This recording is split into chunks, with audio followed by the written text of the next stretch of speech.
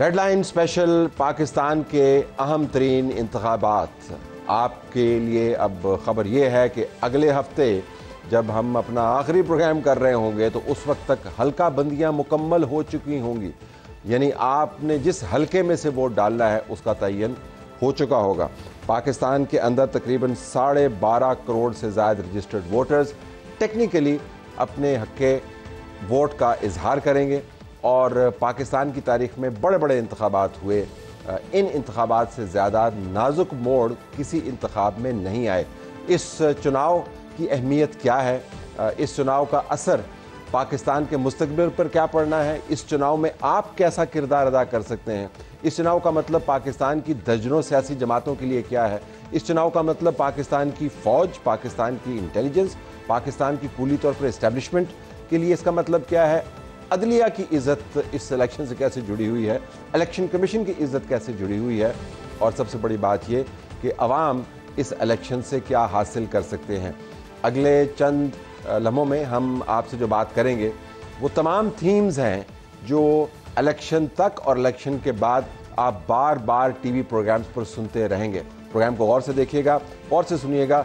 जो तमाम इशारे और जो तमाम ज़ाविये हम आपके सामने रख रहे हैं वो इलेक्शन की असास है। तो आइए आगाज़ करते हैं। इस इलेक्शन का मतलब सियासी जमातों के लिए क्या है, बिलखुसूस पाकिस्तान मुस्लिम लीग नून।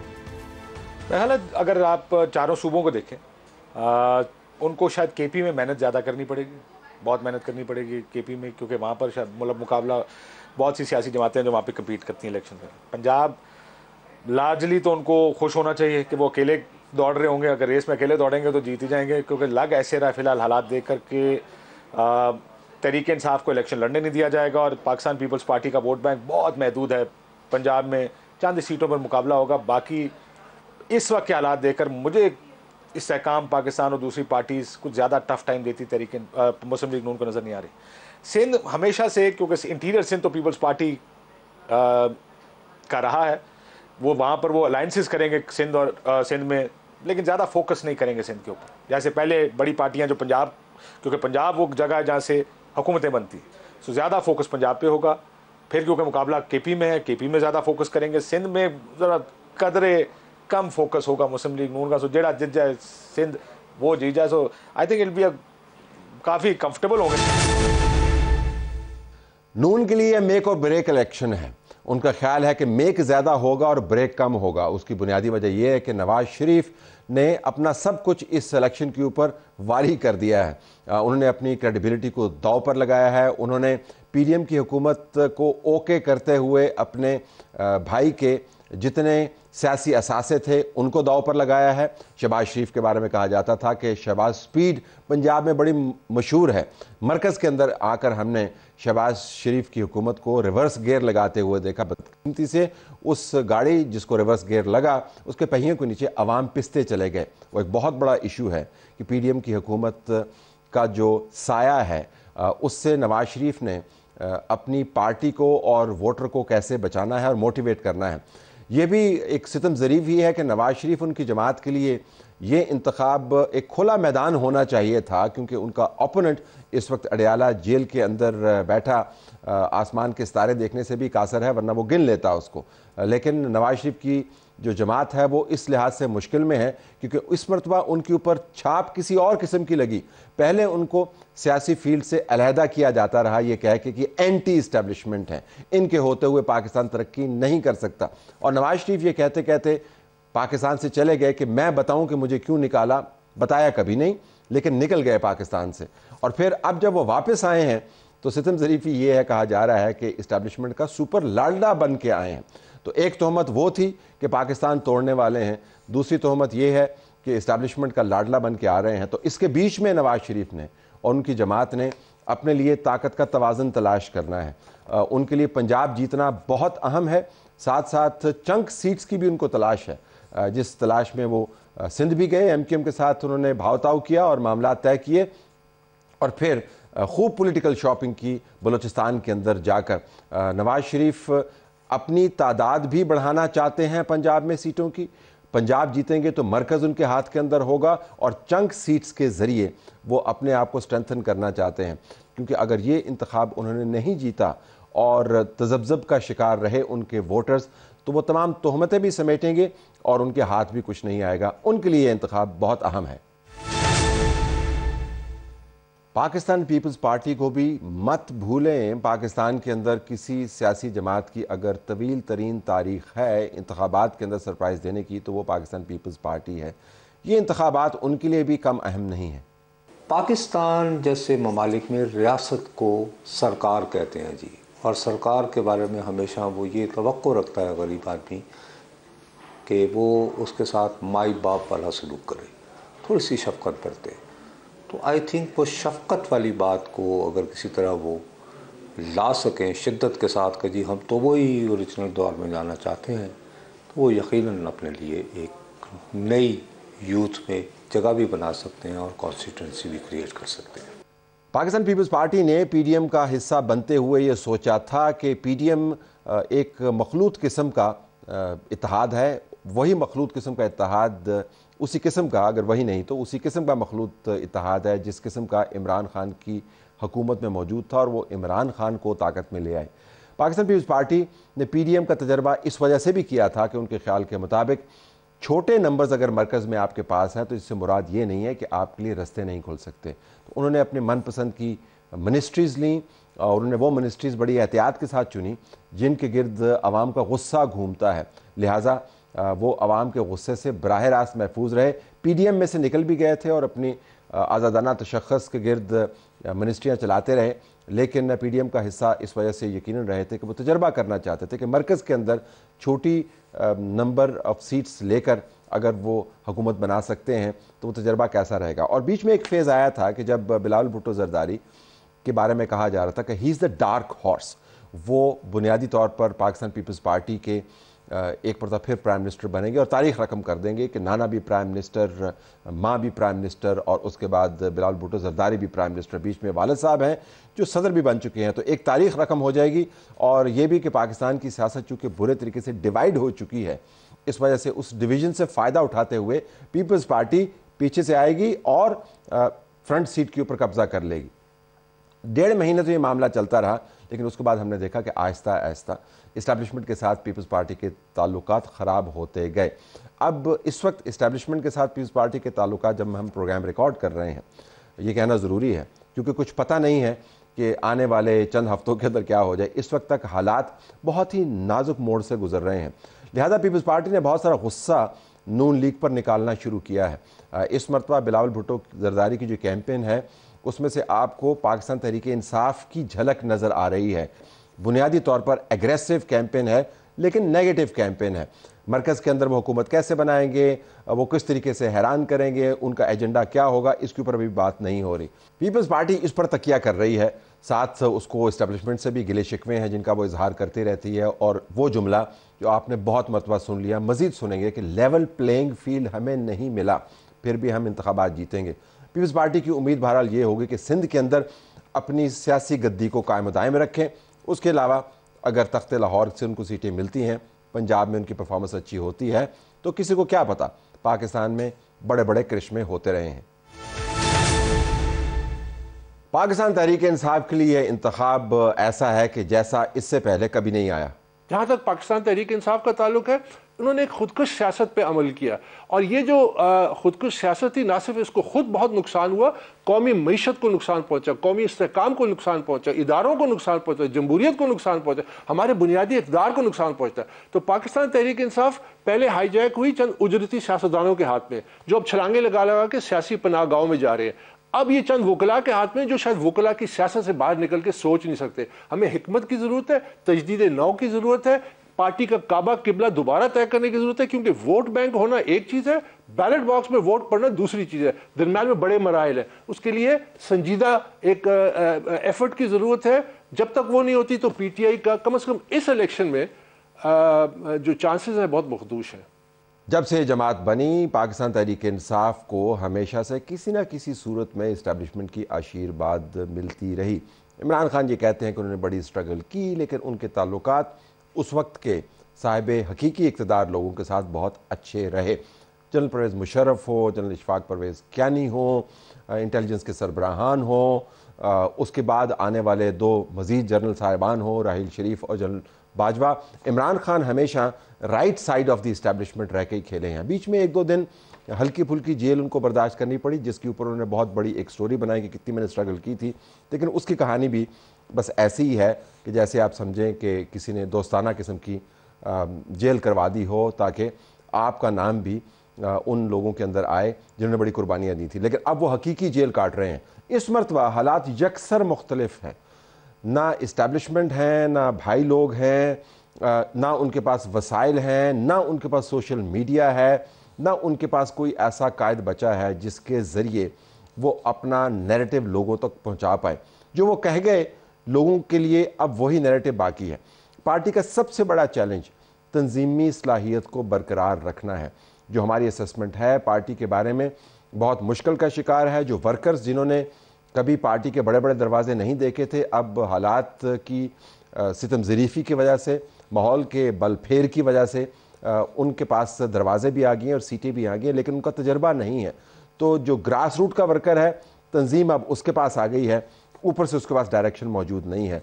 वो कितने पॉपुलर है इस इलेक्शन ने डिटर्मिन करना है। क्या वो जिसको भी खड़ा करेंगे, जिस वक्त भी खड़ा करेंगे, जिन हालात में खड़ा करेंगे उसको वोट पड़ जाएगा, ये भी डिटर्मिन करना बाकी है। इस इलेक्शन को अच्छे तरीके से कंडक्ट करवा के ज़्यादा सीटें लेकर इमरान खान अपने आप को जेल में रहते हुए इंडोर्स करवाना चाहते हैं। उनका ख्याल ये है कि जेल की कुंजी अब ना जेलर के हाथ में है, ना अदालत के हाथ में है। जेल की कुंजी सिर्फ उस वोटर के हाथ में है जो वोट डाल के उनको जेल से बाहर निकाल सकता है। लेकिन वोट डलवाने के लिए तंजीमी ढांचे का फ़ाल होना बहुत ज़रूरी है। जो मेरा मुशाहिदा है वो ये कि पाकिस्तान तहरीक इंसाफ तमाम तर नारों के, तमाम तर अपनी तरफ से अज़्म के इजहार के, तंजीमी तौर पर इस वक्त कमज़ोर तरीन सूरत हाल से गुजर रही है। और फिर ये ना भूलिएगा कि इंतखाबात पैसे का खेल है। जो पैसा लगाते होते थे अब वो दूसरी पार्टियों के अंदर चले गए हैं या दूसरी जमातें इन्होंने बना ली हैं। इमरान खान खुद तो खैर पैसा लगाते नहीं थे, वो वक्त सोशल मीडिया पर ज़्यादा देते थे, अब वो वक्त भी नहीं दे पा रहे। तो ना वक्त है, ना पैसा है, ना तंजीमी सलाहियत है। और अगर इन इंतखाबात के अंदर धड़न तख्ता हो गया तो इमरान खान का सियासी कैरियर जो है बदतरीन बहरान की शक्ल इख्तियार करता हुआ इख्तितामी मराहल की तरफ जाता हुआ नज़र आएगा। लेकिन अगर पाकिस्तान तहरीक इंसाफ ने ख़ुद को भी हैरान कर दिया, तजिया निगारों को भी हैरान कर दिया, तो इमरान खान के लिए पॉलिटिकल स्पेस बनने की गुंजाइश मौजूद है। असल में पाकिस्तान मुस्लिम लीग नून या पीपल्स पार्टी के लिए नहीं, real make and definitely break election जो है पीटीआई के लिए है। पाकिस्तान में जमातें बनती और बिगड़ती रहती हैं, धड़े भी जमातों में तब्दील हो जाते हैं। इस्तेहकाम पाकिस्तान पार्टी एक नई जमात है, इसको हल्का ना लीजिएगा, इनके पास इलेक्टेबल्स बहुत हैं। देखिए, जो पार्टी है उसके अंदर जो अफराद हैं वो तो बहुत ज़बरदस्त हैं।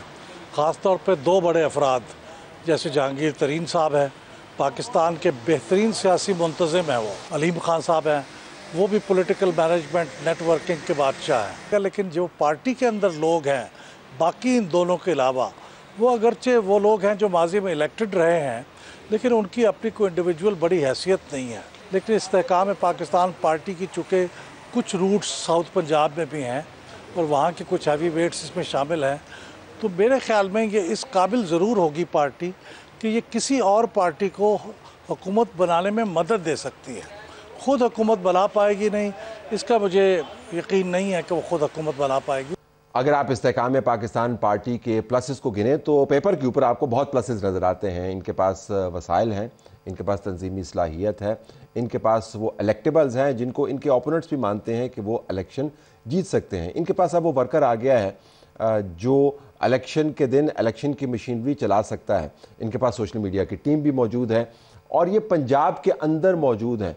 इनके ओपोनेंट्स के अपने वोट बैंक हैं, पीपल्स पार्टी के, पाकिस्तान मुस्लिम लीग नून के। इनके पास मुमकिन तौर पर या पेपर पर आप कह लें पाकिस्तान तहरीक इंसाफ का वोटर मौजूद है। पाकिस्तान तहरीक इंसाफ का वोटर अगर पीपल्स पार्टी की तरफ नहीं जाता और PMLN की तरफ तो उसने जाना ही नहीं है, तो उसने कहीं ना कहीं तो जाना है। इनका ख्याल ये है कि अगर हम अपने धड़े का वोट डलवा पाएँ, इलेक्टेबल्स को हम तगड़ा रखें और उनके हलकों के अंदर हम तंजीमी सलाहियत का मुजाहरा करें तो हम बहुत सारे लोगों को सरप्राइज़ कर सकते हैं। ये भी पाकिस्तान पीपल्स पार्टी की तरह उस फार्मूले की तलाश में है कि जब बड़ी जमातें या बड़ा वोट जो है जब वो डिवीज़न का शिकार हो जाता है तो फिर जिन ग्रुप्स के पास निस्बतन ज़्यादा सीटें होती हैं उनको वो इस्तेमाल करते हैं और अपने लिए स्पेस बनाते हैं। पंजाब इनका टारगेट है, अगरचे दूसरे इलाकों के अंदर भी इन्होंने अपना फुटप्रिंट रखने की कोशिश की है, लेकिन फोकस इस वक्त मुकम्मल तौर पर पंजाब है। डाउन साइड ये है कि वो तमाम लोग जिन्होंने पाकिस्तान तहरीक इंसाफ को छोड़ा, अगर आप पंजाब में होने वाले बाई इलेक्शंस की मिसाल दें, जो नून लीग ने टिकट्स दिए थे उन लोगों को जो मुनहरिफ होके आए थे पीटीआई से, वो तमाम लोग जिन्होंने पीटीआई को छोड़कर इलेक्शन लड़े या किसी भी अपनी जमात को छोड़कर इलेक्शन लड़े, अगर आप पिछले इलेक्शंस का जिक्र करें तो उनको अमूमन शिकस्त का सामना करना पड़ा, क्योंकि वोटर तमाम तर मजबूरियों के बावजूद पनिशमेंट सख्त दे सकता है। अब ये पनिशमेंट से कैसे बचेंगे, कैसे अपने वोटर के साथ नैरेटिव बना के दोबारा से जुड़ेंगे और कैसे इनको कन्विंस करेंगे कि पीटीआई छोड़ दिया लेकिन हमने आपको नहीं छोड़ा। सबसे बड़ा चैलेंज इस वक्त इस जमात का ये है कि किस तरीके से पाकिस्तान तहरीक इंसाफ को छोड़ने की जो कीमत अदा करनी पड़ेगी इनको मुमकिन तौर पर, उसके ऊपर बंद बांधे। अगर ये रुकावटें इन्होंने दूर कर ली तो इस्तेकाम पाकिस्तान पार्टी के पास नंबर सब्सटैंटिव आ सकते हैं। मजहबी जमातों को भी ना भूलिएगा, हर इलेक्शन की तरह इस मरतबा उनका वोट और उनका किरदार भी बहुत अहम है। आइंदा इलेक्शन में मजहबी जमातों की प्रेजेंस यकीनन ज़्यादा होगी। खैबर पख्तूनख्वा और बलूचिस्तान के अंदर जमीयत उलमा इस्लाम फजलुर रहमान ग्रुप ख़ासी तैयारी में है, जबकि पंजाब और शहरी सिंध के अंदर तहरीक लब्बैक की तैयारियां सामने आ रही हैं, जिनसे ऐसे लगता है कि वो 2018 के मुकाबले में बेहतर परफॉर्म करेंगे, क्योंकि यहाँ पर ख़ुसूसन पंजाब के अंदर तहरीक इंसाफ मुश्किल में है और उस स्पेस को लेने के लिए तहरीक लब्बैक कोशिश कर रही है। JUI के लिए बहुत ज़रूरी है कि वो पाकिस्तान तहरीक इंसाफ के गिरने के बाद जो स्पेस बनी है उसको दोबारा से अपने कब्ज़े में ले। जमात इस्लामी के लिए बहुत ज़रूरी है कि जो उसका वोटर, कंजर्वेटिव वोटर, प्लेटफॉर्म को छोड़कर पाकिस्तान तहरीक इंसाफ की तरफ गया था, अब वो वापस आ गया है या उसके पास जगह नहीं है, JUI की तरफ वो जाएगा नहीं।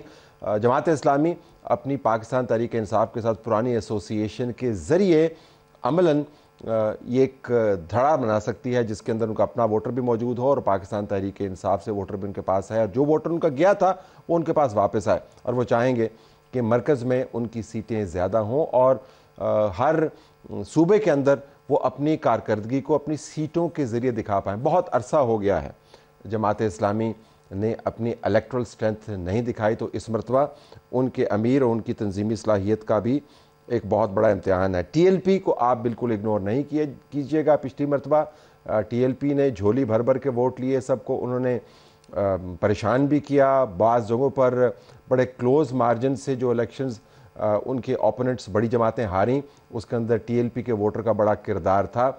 हम बड़े गौर से देखेंगे कि TLP इस मरतबा इलेक्शन कैंपेन किन नारों पर करती है, किस तरीके से इलेक्शन कैंपेन ऑर्गेनाइज की जाती है। पिछली मरतबा जब TLP की कैंपेन चल रही थी तो दूसरी जमातों की तरह ये कहा जा रहा था कि इनको किसी तरफ से विंक एंड अ नॉड है, यानी कि एक तरह से कह रहे हैं कि शाबाश आगे बढ़ो और हम तुम्हें इस्टेब्लिशमेंट की तरफ से कुछ सहारा मुहैया करते हैं। इल्ज़ाम था, यह हकीकत थी, इस बहस में नहीं जाते। इस मरतबा TLP के पास जमा साल लीडरशिप भी मौजूद है और उनके पास स्पेस भी मौजूद है। जो बिविल्डर्ड वर्कर है, जो गुस्से वाला वर्कर है, जो कहीं और नहीं जाना चाहता, वो किस तरफ जाएगा, TLP इसको कैश करके सबको सरप्राइज कर सकती है। पाकिस्तान बदतरीन नफाक से और अदम इस्तेहकाम से गुजर रहा है, लेकिन पाकिस्तान को इत्तेहादियों की बड़ी ज़रूरत है। सियासी तौर पर इत्तेहादी जमातों का किरदार कलीदी रहेगा। अगर हम रूलर सिंध की बात करें तो रूलर सिंध में आज भी पीपल्स पार्टी दूसरी जमातों के मुकाबले में बहुत आगे नज़र आती है। उससे जो करीब तरीन नज़र आती है जमात, वो जमीयत उलमा इस्लाम है।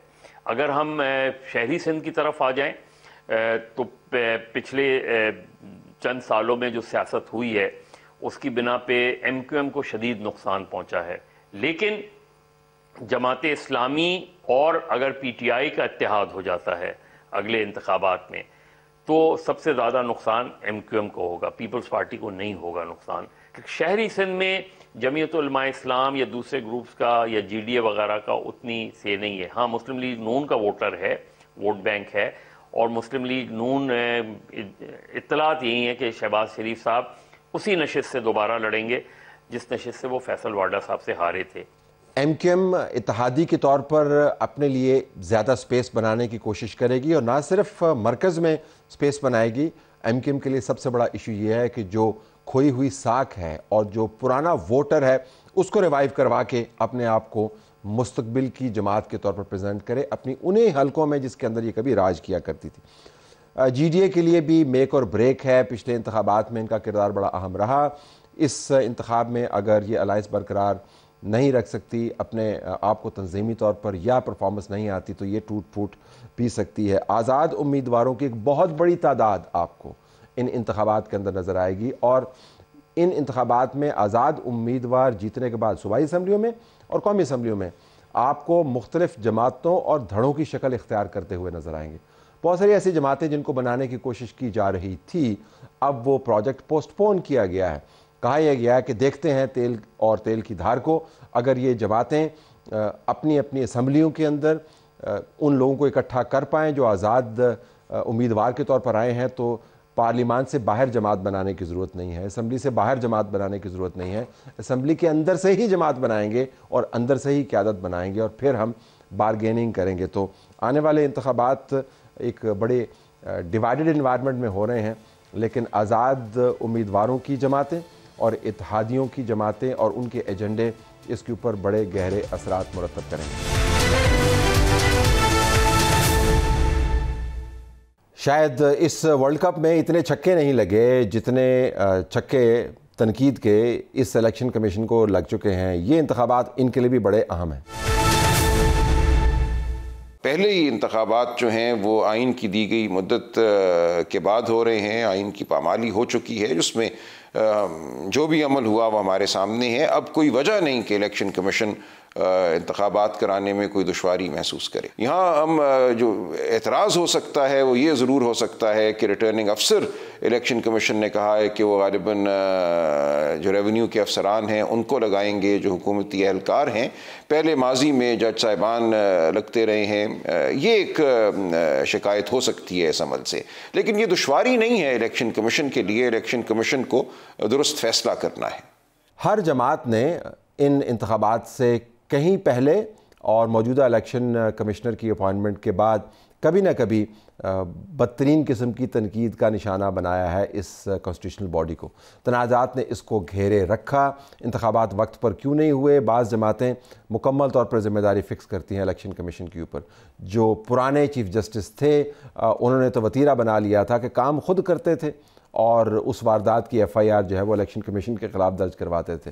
केयर टेकर सेटअप अनहोनियाँ हुई हैं पाकिस्तान के अंदर, सवा साल चल रहा है और आइन में उसकी गुंजाइश नहीं है, लेकिन चले जा रहा है। इंतखाबात से पहले जो पकड़ धकड़ का मामला है, इंतखाबात से पहले जो हल्का बंदियों का मामला है, इंतखाबात से पहले जो ये बयानियाँ हैं कि पहले से ही नताइज तय हो चुके हैं, इन तमाम का बराह रास्त असर इलेक्शन कमीशन पर पड़ता है।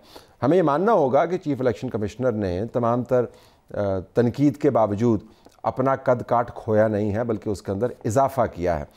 अब हतमी जो फ़ाइनल है उनके लिए वो ये है कि इंतखाबात किस नौइयत के वो करवाएंगे। कमाल बात यह है कि इतने बड़े तनाज़ों से गुज़रने के बाद, इतने बड़े गुंजलों में से सिरे तलाश करने के बाद इलेक्शन कमीशन जब इंतखाबात करवाने के करीब है, तो उनकी तमाम तर तारीख़ तो ये बताती है कि मुतनाज़ा इंतखाबात मुतनाज़ा नताइज ही प्रोड्यूस करते हैं, लेकिन उनके ऊपर जो ज़िम्मेदारी है वो ये है कि तमाम तर तनाज़ात का जो नतीजा निकले वो गैर मुतनाज़ा निकले।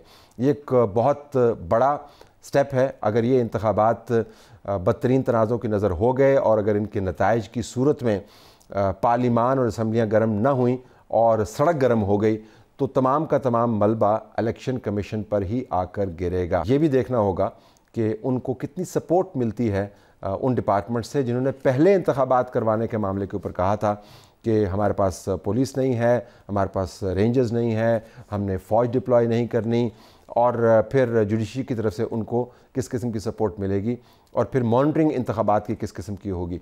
ये पाकिस्तान की तारीख के सबसे ज़्यादा मॉनिटर्ड, डीपली मॉनिटर्ड इंतखाबात होंगे। इसमें आप पलक भी झपकेंगे तो वो भी रिकॉर्ड होगी। इसके बाद फिर आपको पता है जब इतना क्लोज मॉनिटरिंग सर्किट पाकिस्तान भर में और दुनिया भर में बना हुआ हो, तो उसमें से तनाज़े का ना निकलना एक अनहोनी ही होगी। तो इलेक्शन कमीशन के सामने सिर्फ इंतखाब करवाना ही नहीं है, उनके सामने अपनी साख को बचाना, बरकरार रखना और पाकिस्तान की सिमत दुरुस्त करने के अहदाफ भी हैं। है तो इंतखाब का मामला और बज़ाहिर अदालतों का इससे कोई ताल्लुक़ बनता नहीं है, लेकिन पाकिस्तान की किस्मत कुछ ऐसी है कि अदालतों के ज़रिए ही मुंतखब हुकूमतों की किस्मतों के फ़ैसले होते रहे हैं। अदालतों के ज़रिए ही सियासतदानों को फांसी के फंदों पर चढ़ाया गया है। अदालतों के ज़रिए ही उनको सादिक और अमीन डिक्लेयर किया गया है। अदालतों के ज़रिए ही उनको बाहर भिजवाया गया है। अदालतों के ज़रिए ही उनको वापस बुलवाया गया है। अदालतों के ज़रिए ही उनसे जलसे करवाए गए हैं और अदालतों के ज़रिए ही उनको जेल में भिजवाया गया है। तो आप ये नहीं कह सकते कि मुल्क के अंदर इंतखाबात हों और अदालती निज़ाम का इम्तहान नहीं हो। और बिलखसूस जस्टिस काजी फ़ाइज़ ईसा की अदालत का इम्तहान, जिन्होंने आते सारी बड़े धड़ल्ले के साथ बेहतरीन अंदाज से शफाफियत के नए मयार बनाते हुए लाइव ब्रॉडकास्ट का तस्वर दिया और उसके बाद उनकी अदालत की तरफ से जो फ़ैसले आए उसके अंदर आपको मंतक भी नज़र आती है, उसके अंदर आपको तसलसल भी नज़र आता है। लेकिन this is a big ticket event. इसके अंदर हर हलके में आपको एक ग्रीवेंस नज़र आएगा, गुस्सा नज़र आएगा। हारने वाले ने अपनी हार माननी नहीं है, जीतने वाले ने अपनी जीत का ढोल हर हाल में पीटना है। और दरमियान में आपको वो तनाज़े नज़र आएंगे जो लामहला अदालतों के दरवाज़े पर जाएंगे। लेकिन बड़ा तनाज़ा जो अदालत के सामने होगा वो ये कि जब इंतखाबात हो रहे थे तो क्या उस वक्त लेवल प्लेइंग फील्ड, जिसकी डेफिनेशन बहुत ही मुतनाज़ा हो सकती है, जो आपके लिए लेवल प्लेइंग फील्ड है वो दूसरे के लिए नहीं होगी, जो दूसरे के लिए होगी वो आपके लिए नहीं होगी। लेवल प्लेइंग फील्ड मौजूद थी या नहीं थी? इन इंतखाबात के ज़रिए जो नताइज आए हैं, क्या उसके अंदर अदालत ने तनाज़े की हद तक अपना हिस्सा डाला है या नहीं डाला है? जहाँ पर ह्यूमन राइट्स की वायलेशंस हो रही हैं, क्या उसको रोका गया या नहीं रोका गया? और अगर आपको याद होगा कि 2013 के इंतखाबात में जब ये कहा गया था कि 4 हलके खोलो, 4 हलके खोलो, तो फिर आपको आखिर में आके एक कमीशन ही बनाना पड़ा था और उस कमीशन के ज़रिए ही आपको फ़ैसला करवाना पड़ा था। अगर ऐसे हालात बने तो क्या ये अदालत इस किस्म का कमीशन तश्कील देगी? जस्टिस काजी फ़ाइज़ ईसा ने अपने कंडक्ट के ज़रिए साबित किया है कि वो किसी तौर दबाव में आकर अपनी अदालत को नहीं चलाते। लेकिन ये मामला किसी फ़र्द या इदारे या ग्रुप के दबाव का नहीं है, ये पूरी कौम की आवाज़ के दबाव का मामला बन सकता है। अगर इंतखाबात मुतनाज़ा होते हैं और उसके अंदर बहुत सारे झोल आपको नज़र आते हैं, तो जस्टिस काजी फ़ाइज़ ईसा और उनके जज साहिबान जो दाएँ बाएँ बैठे हुए हैं, उनकी तरफ लोग देखेंगे, उनसे उस इंसाफ की तवक्को करेंगे जो उनके मयार पर तो पूरा उतरता हो, यानी जज साहिबान के, लेकिन आवाम को या तो बहुत पसंद होगा या नापसंद होगा। तो एक डिवाइडेड एनवायरनमेंट के अंदर जुडिशरी के ऊपर बहुत बड़ा इम्तिहान आने वाला है। ये मामला इलेक्शन का अदालतों से बाहर का बिल्कुल भी नहीं है। निगरान हुकूमतों ने बड़ी निगरानी की, सूबों के अंदर निगरान हुकूमतों ने, कम से कम 2 सूबों हैं तो ज़्यादा ही निगरानी कर ली। वो तो लगता था जिस तरह मुस्तकिल बुनियादों पर हुकूमत कर रहे हैं। अब उनका मामला ख़त्म हो जाएगा इंतखाबात के बाद, लेकिन उनके लिए तनाज़ा और तनकीद, वो जो डिपॉजिट्स मौजूद हैं वो एग्जॉस्ट नहीं होंगे। जो निगरान हुकूमत के लिए चैलेंजेस तो बड़े वाज़े हैं। उसकी वजह यह है कि निगरान हुकूमत को इंतखाबात के इनेकाद को यकीनी बनाना है, शफाफ इनेकाद को यकीनी बनाना है, उनको पाकिस्तान के अंदर अमन व अमान को यकीनी बनाना है, किसी किस्म की मैनिपुलेशन ना हो उसको यकीनी बनाना है, उनको किसी तरह का जो जैसे पहले एक्सपीरियंसेस होते रहे पाकिस्तान की सियासत के अंदर के सियासी जो निगरान हुकूमतें हैं उनके कॉन्डक्ट के ऊपर या तो बिल्कुल टूथलेस होती रही हैं या फिर ये कि कोई और उनको जो है वो मैनिपुलेट करता रहा है उनके इख्तियारात को। तो इस सारी चीज़ में इस दफ़ा जो निगरान हुकूमत है इसके पास बहुत सारे इख्तियारात हैं। तो मुनासिब यही होगा कि निगरान हुकूमत जो है वो सिक्योरिटी और इसके साथ साथ लेवल प्लेइंग फील्ड, यानी कि तमाम सियासी जमातों के जलसे जुलूस और जितनी भी उनकी एडमिनिस्ट्रेशन इसके अंदर इन्वॉल्व होगी उसको वो यकीनी बनाए। मरकज़ की जो हुकूमत है उस पर दबाव ये होगा कि आपने वो तमाम वसाइल मुहैया किए या नहीं किए जो इलेक्शन कमीशन को चाहिए थे। याद रहे कि मुतनाज़ा इंतखाबात की सूरत में हर इदारा कोई ना कोई सॉफ्ट पंचिंग बैग ढूंढ रहा होगा। निगरान हुकूमत चूँकि निगरान हुकूमत है तो वो सबसे सॉफ्ट पंचिंग बैग होगा, जिसको जवाब नहीं सूझेगा, वो यही कहेगा कि निगरान हुकूमत की वजह से सब कुछ हुआ। खैबर पख्तूनख्वा की हुकूमत तो बहुत बुरे तरीके से याद रखी जाएगी, इसके बावजूद कि वहाँ पर एक अनफॉर्चुनेट इंसिडेंट भी हुआ जिसके अंदर उस वक्त के केयर टेकर चीफ मिनिस्टर का इंतकाल भी हुआ। लेकिन इसके बावजूद अगर इस किस्म के वाक़यात नहीं भी हो रहे तो खैबर पख्तूनख्वा की हुकूमत बदतरीन तनाज़ों का शिकार रही है। अपॉइंटमेंट्स के हवाले से, बाज़ जगहों पर करप्शन के इल्ज़ामात के हवाले से, और फिर ये कि ना होने के बराबर ये हुकूमत रही है। दहशतगर्दी में देखें इजाफा कितना हुआ है वगैरह वगैरह। पंजाब के अंदर उसका बिल्कुल उलट है। जो निगरान वज़ीर आला हैं उन्होंने अपनी स्पीड मुतारफ़ करवाने की एक कोशिश की है और पता चला है कि निगरान हुकूमत में इतने अरसे रहने के बाद वो अपनी सियासी जो कंस्टिट्यूंसी है उसकी निगरानी भी खुद ही फरमाते रहे। तो अब ये देखना होगा कि पंजाब में इतने तवील अरसे निगरानी करने के बाद, खैबर पख्तूनख्वा में इतने तवील अरसे निगरानी करने के बाद और मरकज़ में तमाम तर सपोर्ट के साथ निगरानी करने के बाद इंतखाबात निगरान सेटअप किस किस्म का छोड़ के जाएगा। मीडिया मीडिया मीडिया यानी वो स्क्रीन जिसके ज़रिए हम आपको बता रहे हैं कि इंतखाबात किस किस्म के हो सकते हैं, कौन कौन से इश्यूज़ हैं, इसका किरदार भी बहुत अहम होगा। इलेक्ट्रॉनिक मीडिया जो टीवी चैनल्स हैं उनकी क्रेडिबिलिटी वैसी नहीं है जैसी न्यूज़पेपर्स की होती। तो अपनी साख को बहाल करवाना और फैक्ट्स पे रहना, और अगर आपने एनालिसिस तज्ज़िया देना है तो वो भी फैक्ट्स के ऊपर बेस्ड हो। अपने दिल की ख्वाहिश को तज्ज़िया बना के पेश करना या फेक न्यूज़ देना या लोगों के ऊपर बहतान लगाना, नफ़रत फैलाना, लोगों को तशद्दुद पे उभारना, मज़हब का इस्तेमाल करना, ये चीज़ें मीडिया ने माजी में बहुत की हैं और यही चैलेंजेस हैं। मीडिया का एक किरदार तो वाज़ेह है कि उसने मालूमात फ़राहम करनी है, दूसरा किरदार वाज़ेह है कि हल्के के अंदर से उसने अपने सेंटिमेंट्स का इजहार नहीं करना, लोगों के सेंटिमेंट्स आप तक कन्वे करने हैं, और तीसरा ये कि अपने सेंटिमेंट्स का इजहार अपने तजर्बे की बुनियाद पर तज्ज़ियाती तौर पर आपके सामने रखना है। हमने बहुत बहस सुनी है कि मीडिया को मुकम्मल तौर पर न्यूट्रल होना चाहिए। हम सिर्फ ऐसे जो नकाद हैं जो ज़ाहिर है हमारी बेहतरी चाहते हैं उनकी खिदमत में ये अर्ज़ करना चाहते हैं कि दुनिया भर में मीडिया इलेक्शंस के ऊपर नज़रियाती बुनियादों पर नहीं लेकिन अपनी एडिटोरियल लाइन किताबें एक ख़ास किस्म की लाइन रखता है। अमेरिका की जमहूरियत जिसका बड़ा जिक्र किया जाता है उसके अंदर तो मीडिया हाउसेस बाकायदा कैंपेन करते हैं आखिर में आके कि आपने फ़लाँ कैंडिडेट को वोट करना है, प्रेसिडेंशियल कैंडिडेट को। इसी तरीके से अगर आप बरतानिया के इंतखाबात के अंदर भी देखें तो जो रिपोर्टिंग है वो न्यूट्रल होती है लेकिन उनकी इदारती पॉलिसी बड़ी वाज़ेह होती है कि उनकी टिल्ट किस तरफ है। लेकिन पाकिस्तान के अंदर टिल्ट से मुराद ये है कि आप प्रोपेगेंडे का हिस्सा बन जाएं, कम से कम खदशा यही है। तो मीडिया को अपनी एडिटोरियल लाइन लेते हुए प्रोपेगेंडा बनने का जो हिस्सा है वो वाला इल्ज़ाम अपने ऊपर नहीं लेना, ये एक बहुत बड़ा चैलेंज है। और ये चैलेंज मीडिया का नहीं है, चैलेंज इस वजह से है कि जो देखने वाला है उसने ऑलरेडी अपना जहन बना लिया है कि मेरे ख्याल के मुताबिक इस चैनल की ये बायस है, मेरे ख्याल के मुताबिक इस अखबार की ये बायस है, मेरे ख्याल के मुताबिक पाकिस्तान के अंदर इसको जीतना चाहिए। तो जब देखने वाला, सुनने वाला, पढ़ने वाला इस तासुब का इजहार कर रहा हो तो उनके सामने आप अगर मुक़द्दस सहीफ़े भी रख दें तो फिर उसके अंदर से भी उनको तमानियत नहीं मिलेगी। तो अब आइए उसकी बात करते हैं जिसकी आप तलाश कर रहे होंगे कि सारे प्रोग्राम में उसका जिक्र नहीं है। देखिए, इस्टेब्लिशमेंट का रोल तो हर इलेक्शन में बहुत ही रहा है। जैसे मतलब 2018 के इलेक्शन में अगर देखा जाए तो उसमें साफ तौर पे नज़र आता था कि पीटीआई के में सपोर्ट उनको हासिल थी।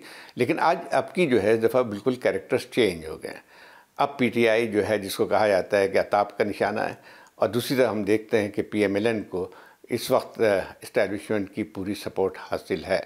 अवाम के अंदर जो इस्टेब्लिशमेंट की सूरत हाल है बहुत कमज़ोर है, और यही चैलेंज होगा कि किस तरह से ये इलेक्शन को अपना ही जो एक प्लॉट है उनका या अपनी सोच है उसको किस तरह से लेके जाएंगे। जी, इस्टेब्लिशमेंट, ये इंतखाब इस्टेब्लिशमेंट के लिए भी मेक और ब्रेक इस तरीके से है कि इस्टेब्लिशमेंट ने जो इमरान खान का तजर्बा किया उस तजर्बे ने मुल्क का भी बेड़ा गर्क किया और उस तजर्बे ने इस्टेब्लिशमेंट की भी खूब धुनाई की। अब वो तजर्बा नीयत के एतबार से ख़राब था, वो तजर्बा प्लानिंग के एतबार से ख़राब था, वो तजर्बा मवाद के एतबार से ख़राब था, ये बहस चलती रहेगी। लेकिन अब उस तजर्बे को लपेटने के अमल के अंदर इंतखाबात आ गए हैं, तो जो तनकीद इस्टेब्लिशमेंट के ऊपर होगी इंतखाबात के नताइज के दौरान और इंतखाबात के कंडक्ट के हवाले से, वो ये कि ये इंतखाबात बुनियादी तौर पर तसलसल हैं उस तजर्बे को लपेटने के अमल के जिसका आपने आगाज़ किया इमरान खान को निकाल कर। इमरान खान ख़ुद निकला या निकाला गया, इत्तेहादी छोड़ के चले गए, या जो बनाने वाले थे वो रिटायर हो गए, ये एक और बहस है। लेकिन इस्टेब्लिशमेंट ये नहीं कह सकती कि इंतखाबात के नताइज, इंतखाबात का अमल जो है वो उनकी सियासत और उनकी ताकत के खेल से मावरा है, या उससे अपने आप को डिटैच नहीं कर सकते। तो न्यूट्रलिटी जो है बुनियादी तौर पर इंतखाबात के होते होते आपको मज़ीद डाइल्यूट होती हुई नज़र आएगी पब्लिक डिबेट के अंदर। तनकीद भी बढ़ेगी और जो लोग खुश नहीं होंगे उन्होंने अपनी बंदूकों का रुख जो है वो लामोहल्ला इस्टेब्लिशमेंट की तरफ ही करना है। और हमें ये भी देखना होगा कि ये जो मफरूज़ा बनाया गया है कि इमरान खान को बनाया हमने था और उसके बाद जब हमारी सपोर्ट नहीं रही तो वो टूट गया, इस मफरूज़े के अंदर अददी एतबार से कितनी जान है। तो पाकिस्तान तहरीक इंसाफ कैसा इलेक्शन लड़ती है, कितने वोट्स उसको मिलते हैं, ये उस तमाम तजर्बे की आखिरी शक्ल की एक तश्कील होती हुई आपको नज़र आएगी नताइज के हवाले से। और अगर ये लपेटने का तजर्बा भी बनाने के तजर्बे की तरह निस्बतन नाकाम रहा तो पाकिस्तान के लिए मज़ीद मुश्किलात आ सकती हैं। तो सबसे बड़ा इम्तिहान इस इंतखाब में इस्टेब्लिशमेंट का है।